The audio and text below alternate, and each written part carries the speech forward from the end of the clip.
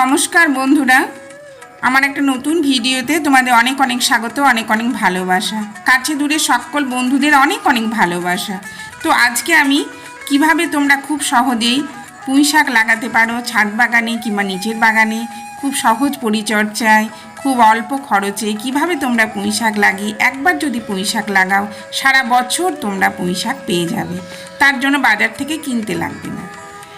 তো কিভাবে লাগাবে, লাগানোর জন্য বিশেষ কোনো পরিচর্যা দরকার নেই।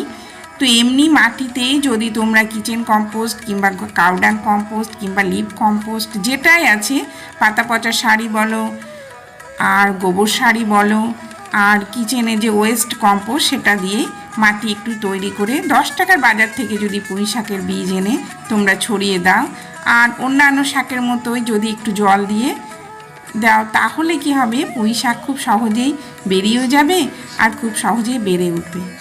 কেননা আমরা যে বাগানে পুঁই শাক লাগাবো সেটা তো একদম অর্গানিক, আমাদের কিচেন ওয়েস্ট কম্পোস্ট কিংবা সর্ষের খোল ভেজানো জল কিংবা ঘুঁটো ভেজানো জল দিয়ে।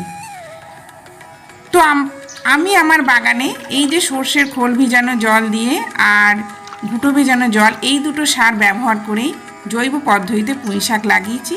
খুব সুন্দর পুঁই শাক হয়েও গেছে আর আমি কি হারভেস্টও করেছি।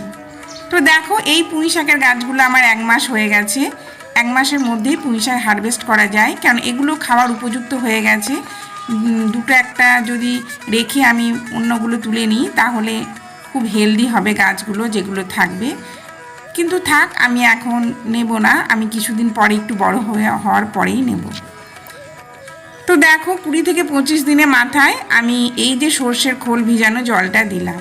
এটা তো খুব সহজেই সর্ষের খোল ভিজানো জল, 250 গ্রাম সর্ষের খোল যদি তোমরা বাজার থেকে নিয়ে আসো, তারপর সেটা যদি 5 লিটার বালতির জলে ভিজিয়ে রাখো 3 দিন কি 4 দিন, সেটা তোকে সমপরিমাণ জল মিশিয়ে পাতলা করে তোমরা দিয়ে দেবে, যেমন আমি দিলাম ওরকমভাবে।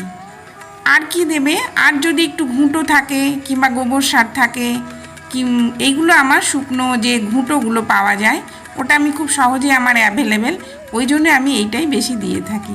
ওটাও 5 লিটার জলে 4-5টা ঘুঁটো যদি একদিন ভিজিয়ে রাখা হয়, তারপর সেই জলটা গাছের পুঁই শাকের গাছে দিয়ে দাও। কেননা এটা যেহেতু জৈব, যেহেতু অর্গানিক, কোনো অসুবিধা নেই। যদি একটু বেশি কম হয়ে যায় তার সঙ্গে কোনো সমস্যা নেই, যদি গাছের পাতায়ও পড়ে যায় তার জন্য কোনো সমস্যা নেই। তো বন্ধুরা, তোমরা এখনও যারা পুঁই শাক লাগাওনি, এখনও সময় আছে, এখনও পুঁই শাক লাগানো যাবে। কেননা পুঁই শাক মার্চ মাস থেকে একদম অগাস্ট মাস অবধি খুব সহজেই বাগানে লাগানো যায়। যখনই লাগাবে তার 1 মাস পর থেকে হারভেস্ট করতে পারবে। অবশ্যই কিছু কিছু জিনিস আমাদের লক্ষ্য রাখতে হবে, যে রোদ্দুরটা যেন ঠিকঠাক পায়। অন্তত 3 থেকে 4 ঘন্টা যেখানে রোদ্দুর পাই সেখানে আমরা পুঁই শাকের গাছটা লাগাবো আর নিয়মিত আমরা জল দেবো, কেন পুঁই শাক খুব জল ভালোবাসে। আর ওই যে ঘুঁটো ভেজানো জল আর সর্ষে খোল ভেজানো জল, যদি তোমরা মনে করো যে আমার রান্নাঘরে যে কিচেন ওয়েস্ট আছে সেটা সবজির খোসা, সেটাকেও ভিজিয়ে 4-5 দিন পর জল মিশিয়ে সেটাও দিতে পারো। যে কোনো কিছু অর্গানিক, যে কোনো কিছু জৈব সার, লিকুইড তরল সার তোমরা দিতে পারো, কোনো অসুবিধা নেই।